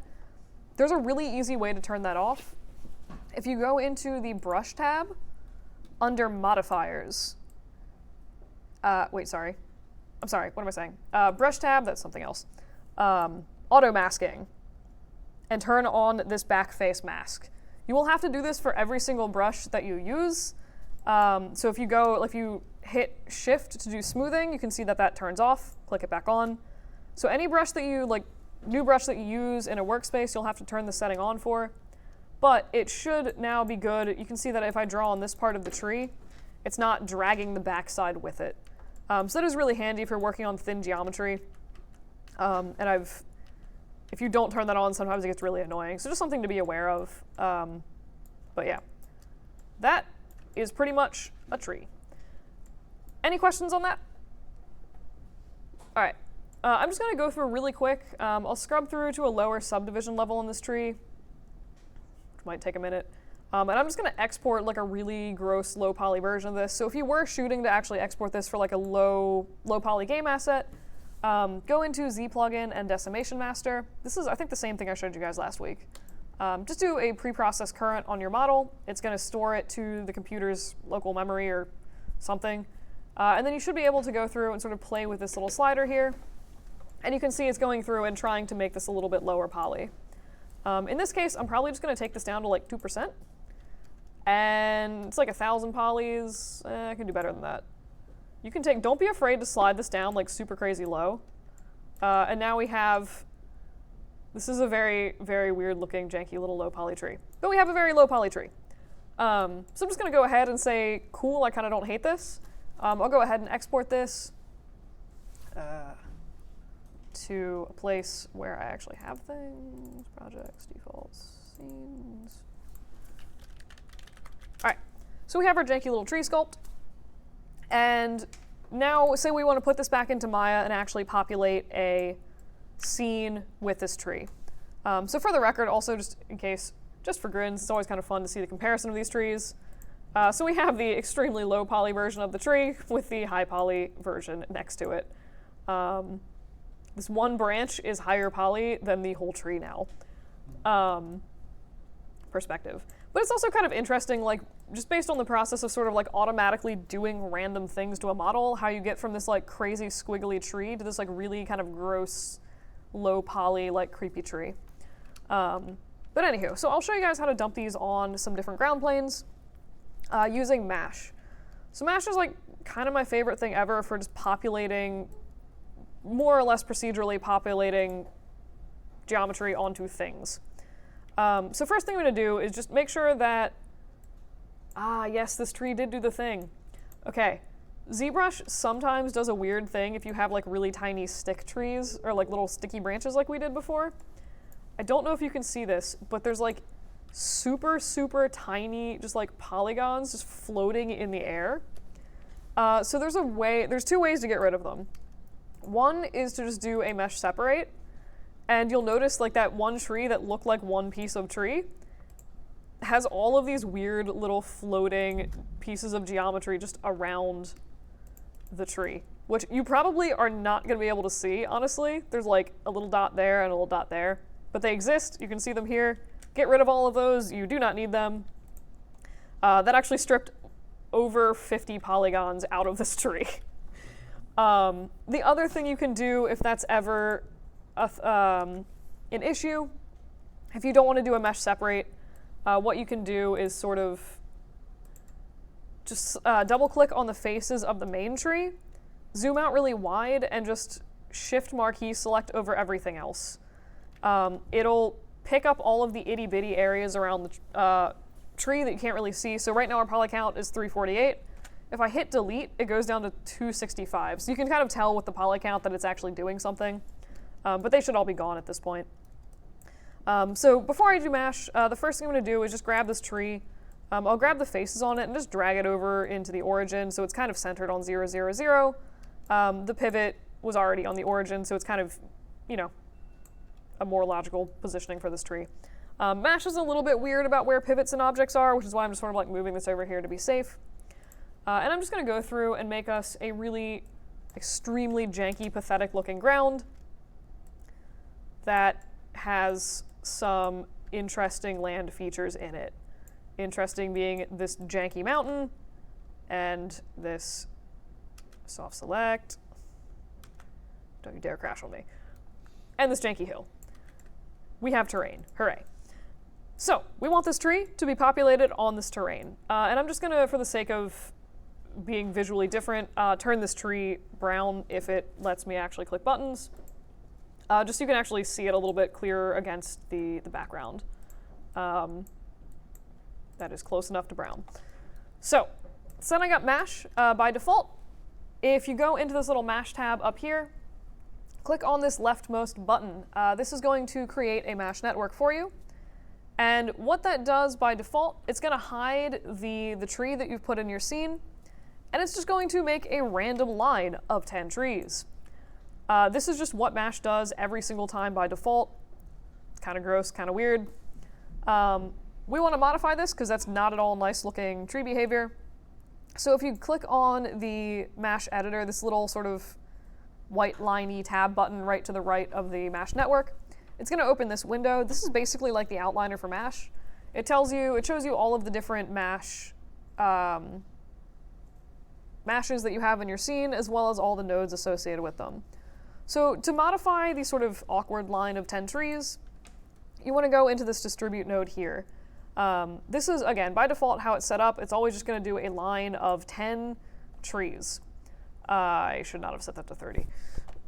This is already lagging. So you can, again, change the number of points. You can change how they're set up.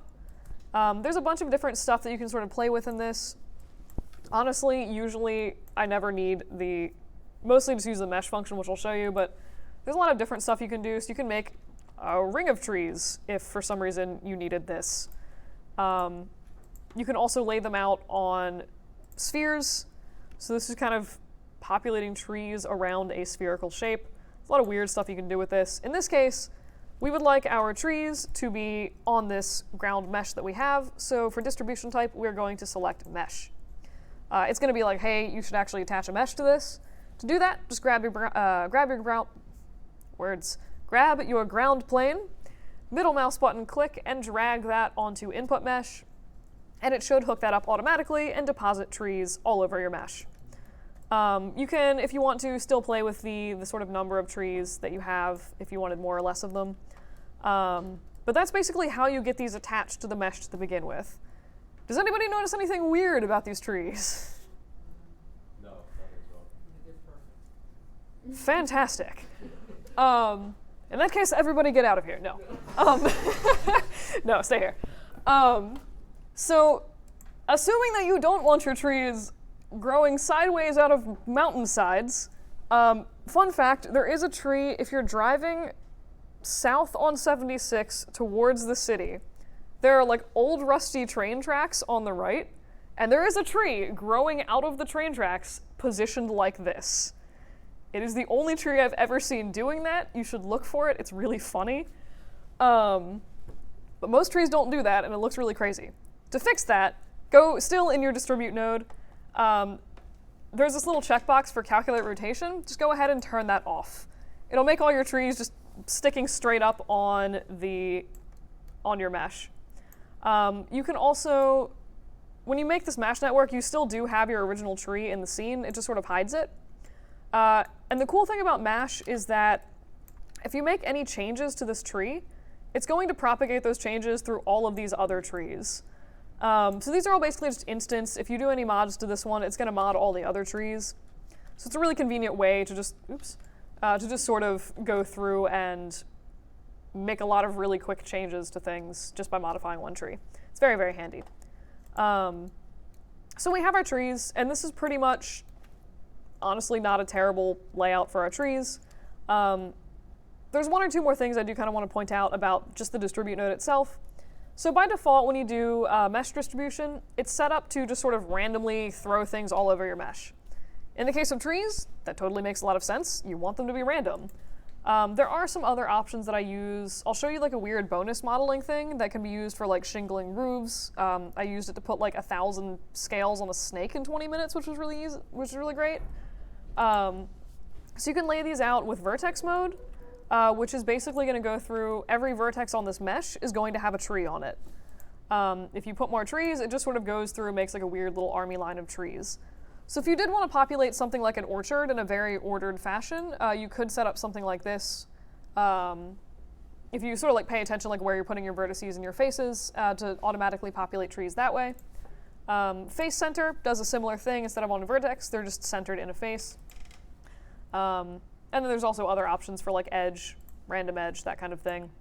So random edge or random vertex could be good if you wanted to maybe sort of randomly populate something like a battleship board where you needed stuff laid out in a grid, you just sort of wanted it positioned randomly. So I don't know if that makes any sense at all. I mean, you can see how these are like kind of a little bit more ordered than they were before, kind of. But there's different options for this. Most of them I think are pretty self-explanatory once you play with them. I'm just going to go ahead and leave this for scatter for now. Make sense so far? Sweet. All right. There's like one or two more sort of useful settings for this. So one of them is if you don't really like the positioning of these trees, I'm going to turn this off. You can go down and you can play with this seed value here.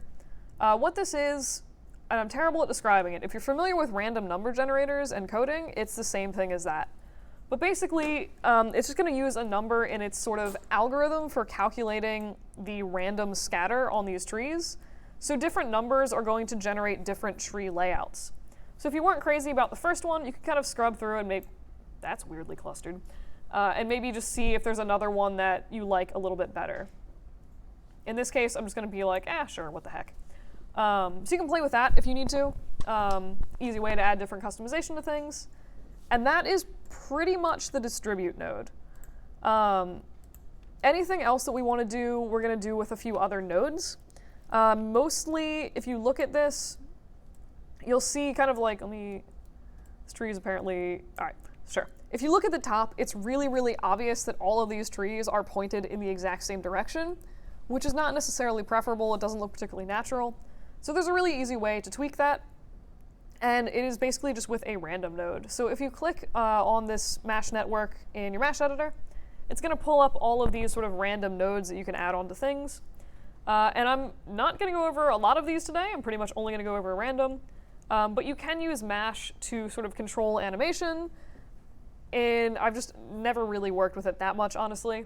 But it's good for stuff like, especially if you have like a flock of birds that are all flying, you can animate one flap of the bird's wings and then have mesh sort of randomize it so all the birds aren't flapping in sync. It'll sort of stagger those animations. But like I said, for now, we're just going to work with the random node. So click on that. It'll pull up a little button thing for add random node. Click on the button, which should not be so hard. It took me 3 tries. And by default, you'll notice some of our trees are floating now, which is questionable. The random node starts out, it lets you basically add randomness to translation, rotation, and scale of your objects. So by default, it's like, hey, just move this randomly 1 unit to the left, right, or up and down. I'm just going to set that to 0 because I don't really want my trees moving around. I'm happy with their positioning. I especially don't really want them floating. That's really weird.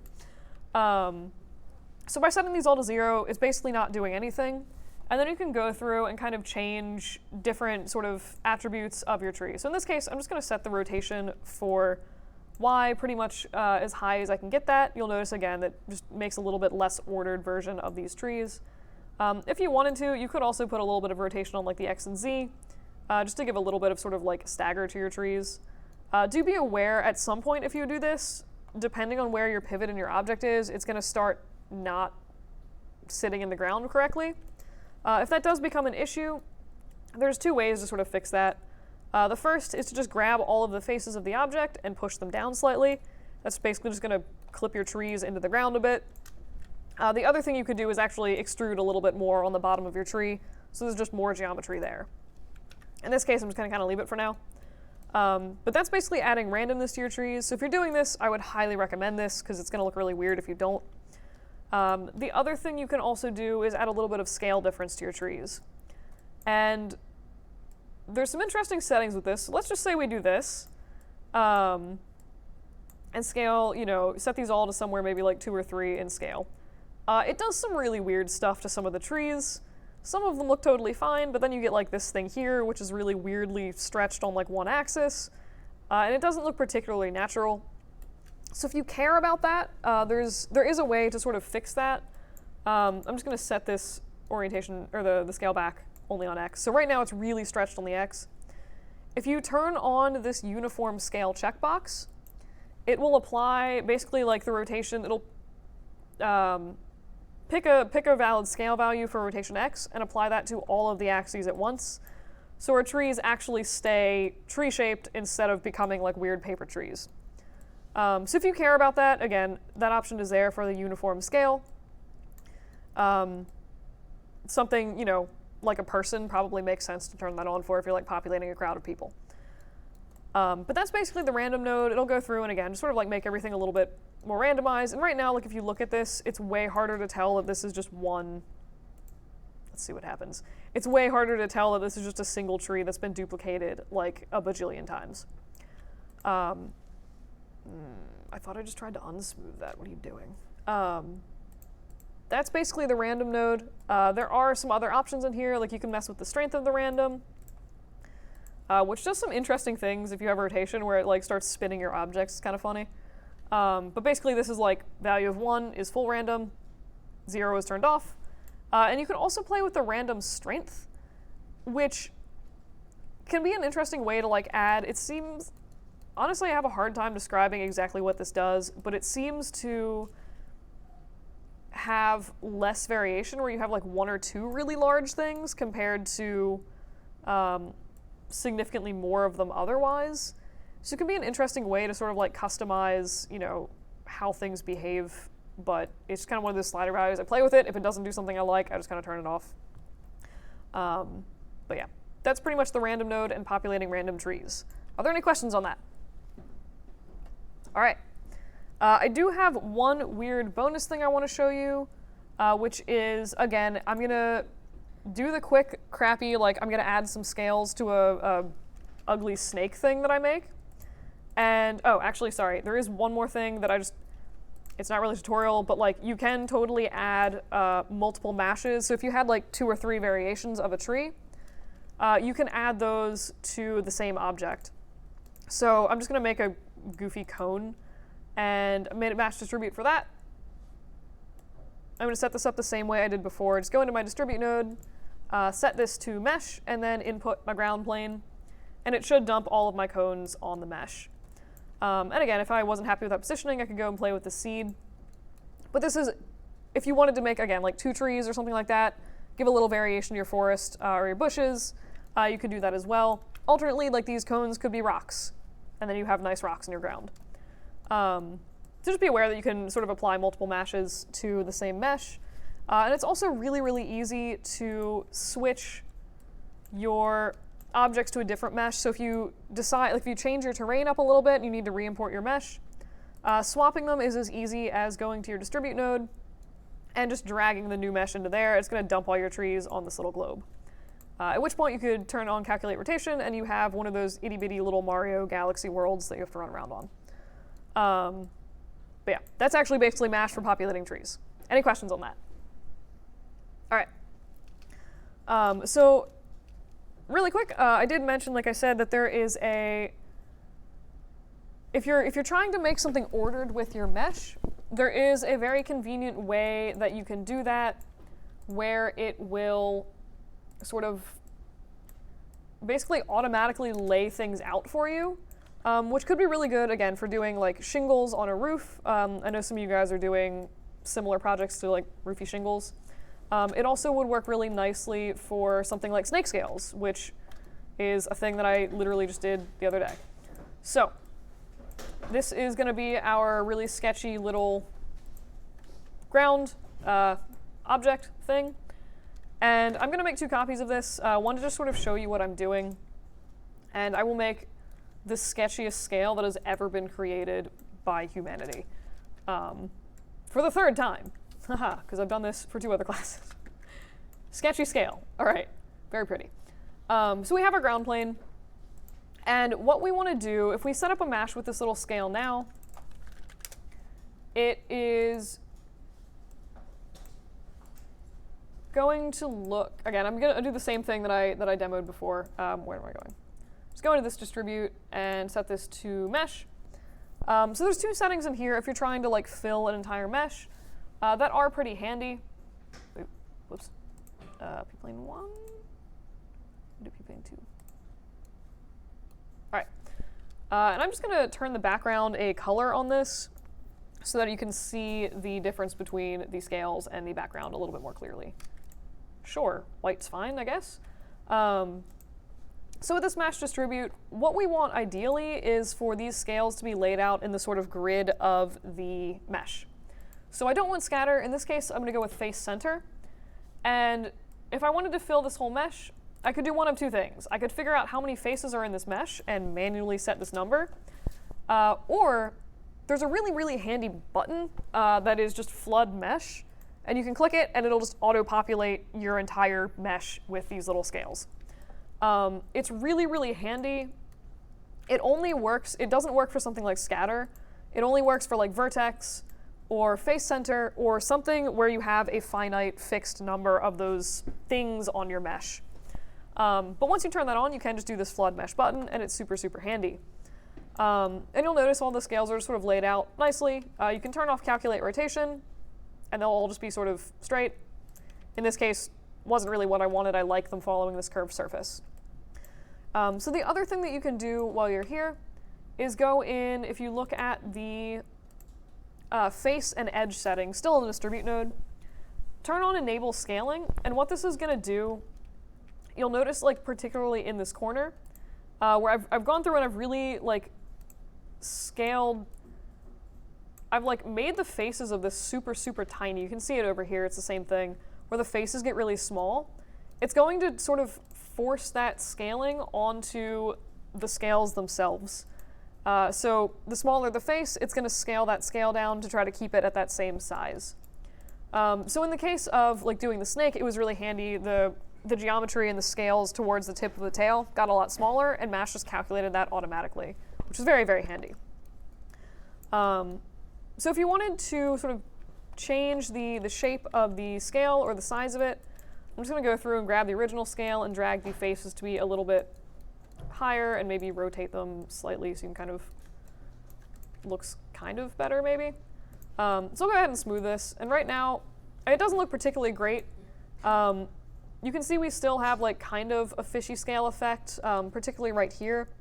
But as you get to some of these areas, the effect breaks down a little bit because it's just like a line. It's a line of scales and then scales directly on top of scales where normally they're sort of staggered. So this one, instead of being right here, the point should be kind of coming down in between these two scales.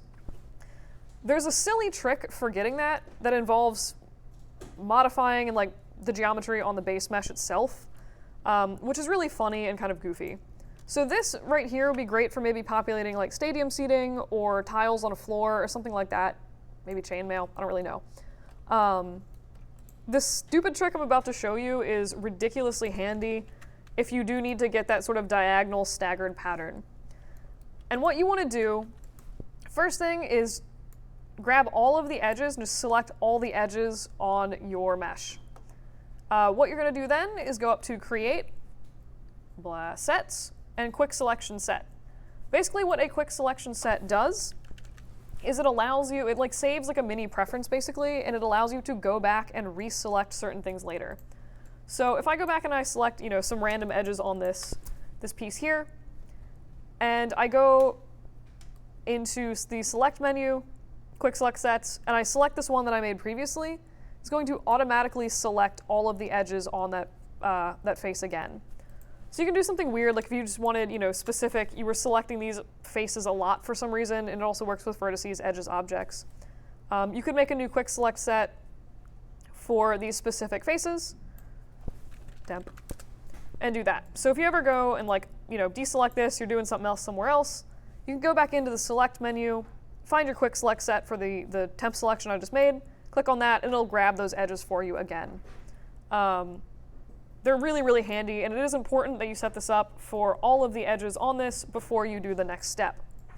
Anyone have any questions on what quick select sets are? Cool. So the next thing you want to do is poke your mesh. The tool is literally called poke. That's not me being weird for once.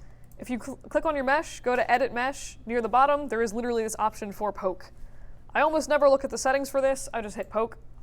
And it's gone through, and you can see it's kind of like added all of these sort of like grids or like crosshatches to the mesh. Basically, it puts a little X in the center of every single face on the mesh. And this is gonna help us in 2 seconds. We just need to get rid of the original edges on the mesh. Incidentally, you can use this if you want and grab some of the faces. It can be used to make sort of interesting patterns. Like if you, ooh, that was super aggressive, oh God. If you ever needed to like model this particular pattern into something, you could do that if you wanted to. I used this to model strawberries, and it was just like, it works, it's just weird. So again, just go into the select menu, quick select sets, and grab the actual one where you selected all your edges, which for some reason has been really janky recently. Quick select sets, edges, okay, fine. Delete part of those edges.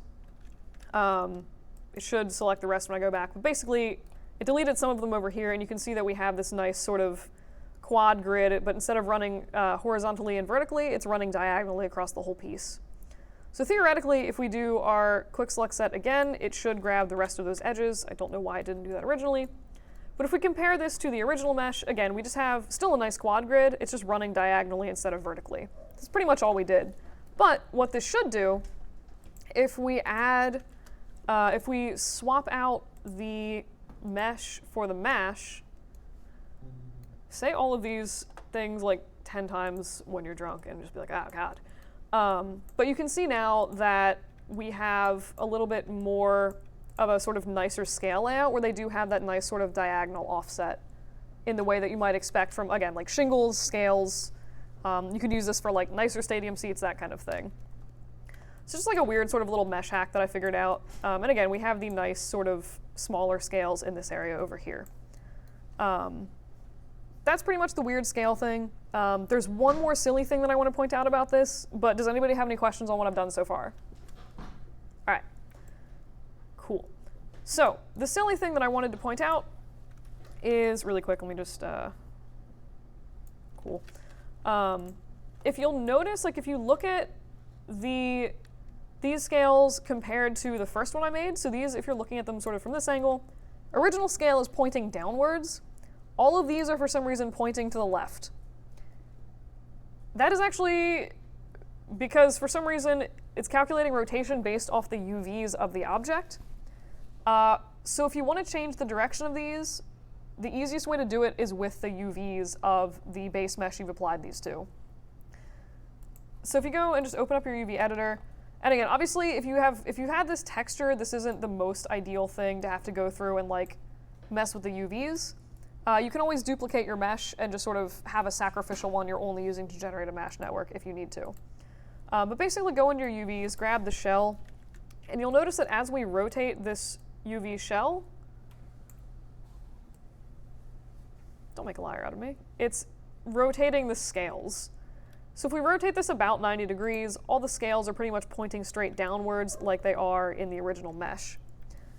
So this, in the case of like when I hooked up my snake, all the scales on my snake, it did some really weird stuff where half of them were like facing the wrong direction, and I had to go through and basically just like tweak the UVs on this, on the mesh to actually have the scales pointing in the correct direction. The other thing you could do if you wanted to is go in and like cut out parts of your UVs and change only certain parts of the mesh. So if you ever wanted to have, you know, scales facing in slightly different directions, you could do that in that way. The only reason I can really think that you would maybe want to do that is like if you're making one of those crazy pillows covered in sequins and you wanted to like change the positioning of the sequins. But I'm sure you can find a use for that. I did just want to point it out because it confused the crap out of me when I was like, why are all my scales facing the wrong direction? But that's basically Mash for scales and other miscellaneous things. Anybody have any questions about that? All right, cool. Just double check my notes. I think that was pretty much all I had for you guys today. So the rest of class is going to be open lab. If you don't want to stay for open lab, you're welcome to run away. And I'm just going to kind of do informal open lab where if people need things, just raise your hand and I'll just kind of wander around to everyone. So feel free to run away if you want to.